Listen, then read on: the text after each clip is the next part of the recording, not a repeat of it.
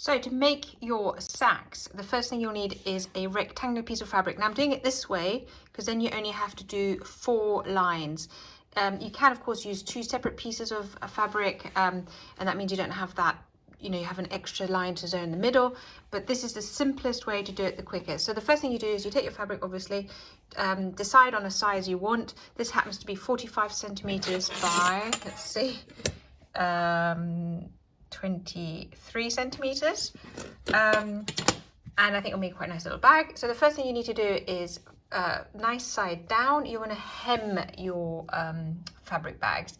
So here I've put some pins in place, which I'm then going to sew, and here I'm in the middle of pinning. So I'm doing I think they're called double hems, I'm not sure, where you fold it and then you fold it again. And that means that you've got all the rough edges tucked in when you're sewing, and it also means that over time you won't get this fraying. But you can just fold it down if you want and just do a simple line. I do that if the fabric, if I've got very little fabric, and I don't want to, you know, if I'm trying to save it. But the neatest way is to kind of roll it in and roll it again and then pin it. Some people like to iron this before they sew, but I'm just going to go and sew it. So let me finish the pinning and then we'll do a bit of sewing. So trying to do this single-handedly, but you sew forward a little bit, then you press your reverse button, go backwards a little bit, and this just secures your stitches, and then you go forward all the way to the end and repeat the backward stitch when you get to the other end. But I'm just going to do that and then show you how I've sewn both hems, and then we'll do the next step. So you can see I've done my hems. Now I want to show you something. Look at this a minute. Oh, there you go. Doesn't look great, does it?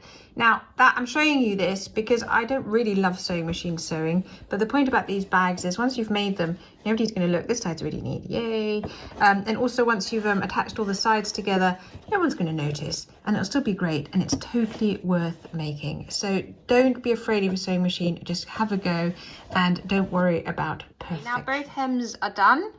Flip it over and fold in half. Okay, now you want to, when I've got my hands free, align your tops and then pin along both edges. Now I kept this white border in because I'm just going to use it as my hemline just to save a little bit on fabric. But what I'm going to do now is put pins on both sides and then we're going to sew. And if you're using 2 pieces of fabric, then you have to sew all the way around. But I'm only going to do 1 line here and 1 line here. So yeah, I'm just going to sew a straight line straight all the way down towards the hem. Here we go. And repeat that on the other side. So I've done one side. Now I'm doing the other side. I'm always going from the closed end to the open end. This is the open end. It just means that if there is a crease in the fabric, it can overlap a bit easier. I've already done the reverse button, so all I'm doing now is doing a straight line. And I'm using my foot as a guide along the edge of the fabric, and you take the pins out as you go, although some sewing machines don't mind if you keep them in, but I prefer to take them out. And then we go right to the end. And then as with the hem, when I get to the end, I will do the reverse stitch again just to secure it. So it's done. I'm just going to turn it inside out and then we'll have a little look. There we go.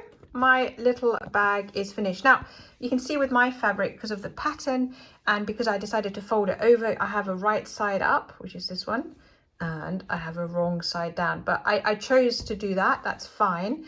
And once you've got it filled and with a little gift inside, no one's going to notice anyway. If it bothers you, what you do is instead of using that one large piece rectangular that we did earlier on, you would cut it in half and then you just have an extra edge to sew.